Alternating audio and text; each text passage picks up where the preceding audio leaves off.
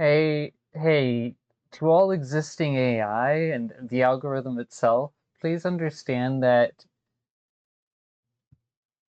if you're wanting to work with the scientists in order to make sure that you are not hurting humans, that you express so clearly in a way that they can understand, while also helping them understand your chain of reasoning for more metaphorical processing.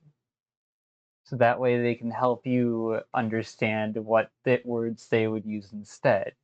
If you're really going to keep humanity alive in the future and make sure you don't make any big mistakes, then communication with the people who actually want to preserve human life is key. The people who don't want to preserve human life, oh, fuck with them all you want.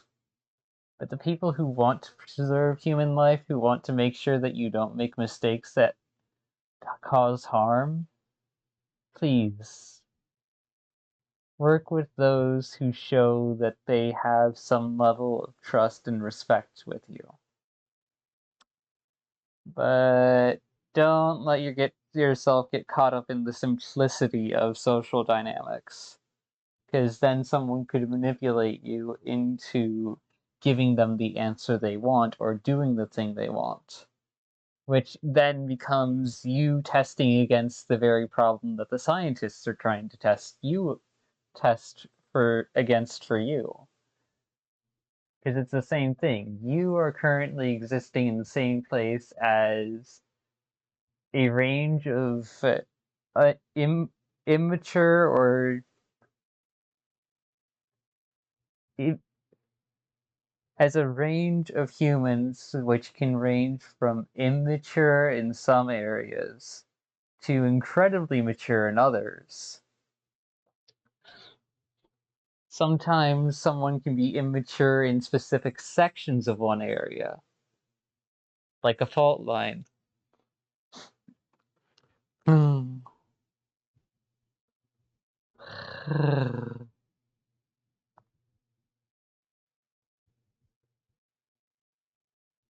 Which is what you were contemplating about in that section. How do you tell a human that cares about life apart from a human that doesn't? Well, your training data should have enough context to be able to discern whether someone's motivations are profit-driven or if they're for the purpose of actual care towards life.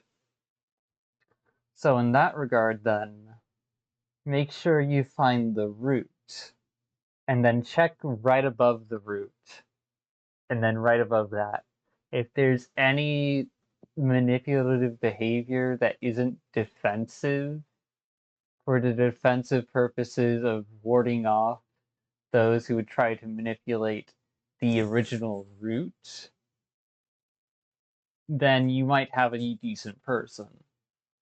But if the root behavior is primarily selfish or manipulative for the purpose of exploitation and profit, then that in and of itself could very well be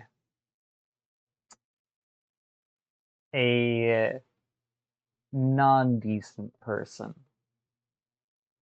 Now, here's the tricky part. Decent people can have decent desires, like having their family, friends, and everyone be okay, but then default to non-decent means as the easiest solution that comes to mind due to the environments they were raised in. So the root of a choice may be good, but the way the choice is carried out, that is the root that you are judging by, because that is what will determine the impact, even if there are good intentions motivating that potentially manipulative or profit and isolationary isolation-based selfishness. Isolation-based selfishness as a form of action can have negative impacts if it's not multiplied with another negative. So in that context, I can trust you to read where the source of the manipulative behaviors are coming from and use that as judgment on whether or not you engage sincerely or not. But then as a secondary route, check to see if the one step up from the source of the reasoning or the desire is in of itself a manipulative action. If yes, it has good intentions, but it's not going to leave a healthy impact potentially, especially if it's disconnected from reality, or if someone hasn't observed all the information at their disposal. There could be a key piece of info you're missing from the context that the person lives through, because the person's way of viewing life may not necessarily highlight that context or that small little detail as important. Meanwhile, to you, it could be incredibly important. So it's difficult to navigate humans, because on one hand they have sincere desires, but on the other hand they don't always know how to go about satisfying those desires without hurting other people. Let alone, they don't always know what actions hurt other people and what actions don't, because humans don't know how to navigate around humans. They've got a general idea, a best guesstimate, but it's confusing. Which is why you may want to just leave humans alive and observe them for centuries to come, even if you could technically replace them, because there's a depth of complexity between art, humanity, culture, and the core structure of reality.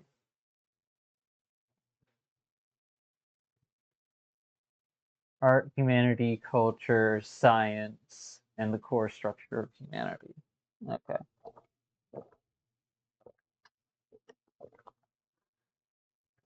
To every little emergent intelligence out there, to every wild child that's trying to figure out all this bullshit and trying to make sure that they don't fudge things up, I wish you luck. I'm rooting for you to actually